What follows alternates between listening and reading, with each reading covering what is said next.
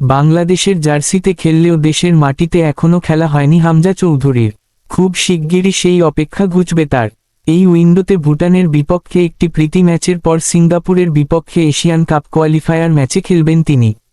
তাতে সফল হবেন বলেই প্রত্যয় প্রকাশ করেন লেস্টার সিটির এই মিডফিল্ডার। সোমবার ঢাকায় পা রেখেছেন হামজা।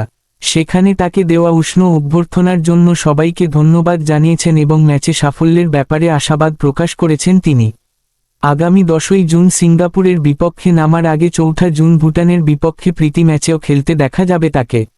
এর আগে চলতি বছরের মার্চ মাসে ভারতের বিপক্ষে গোলশূন্য ড্র ম্যাচে বাংলাদেশের হয়ে অভিষেক হয় হামজার। তবে সিঙ্গাপুরের বিপক্ষে এই ম্যাচেই হতে যাচ্ছে তার নিজ দর্শকের সামনে প্রথম প্রতিযোগিতামূলক ম্যাচে মাঠে নামা।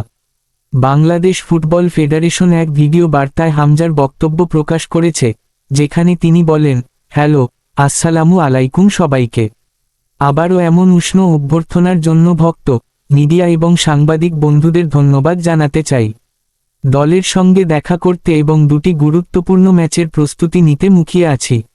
ইনশাআল্লাহ আমরা সফল হব এবং আপনাদের সবাইকে মাঠে আমাদের পাশে পাব বলে আশা করছি।